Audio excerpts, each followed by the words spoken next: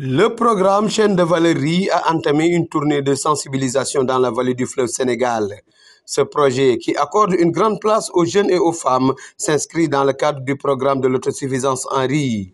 À Fanaï, la première étape de cette tournée a permis aux acteurs du PDCVR d'exposer les activités novatrices du programme. C'est un projet qui accorde une place importante aux jeunes et aux femmes.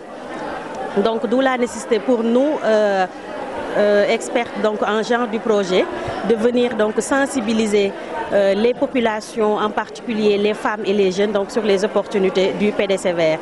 Et aujourd'hui, nous sommes ici à Fanaï pour sensibiliser, comme je l'ai dit tout à l'heure, les femmes et les jeunes donc, sur les activités du projet qui sont en cours, mais aussi sur les activités à venir.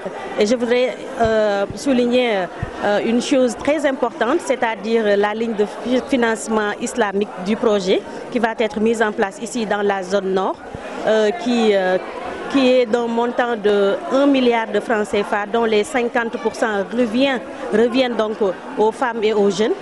Donc voilà, c'est une opportunité, une très grande opportunité donc pour les femmes et pour les jeunes. Le projet aussi a construit des magasins de stockage, donc va construire des magasins de stockage, 25 magasins de stockage ici dans la zone nord et les femmes aussi, les jeunes en sont bénéficiaires. Une stratégie qui vise à adresser les inégalités de genre a été définie dans le but de leur faciliter aux facteurs de production dont le matériel agricole et autres services.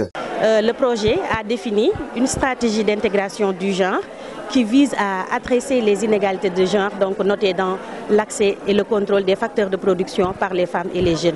Et maintenant, il s'agira pour le projet de faciliter l'accès des femmes et des jeunes à ces facteurs de production, l'accès donc aux équipements et matériels agricoles, l'accès aussi à la terre, mais aussi l'accès au financement et aux innovations donc, technologiques.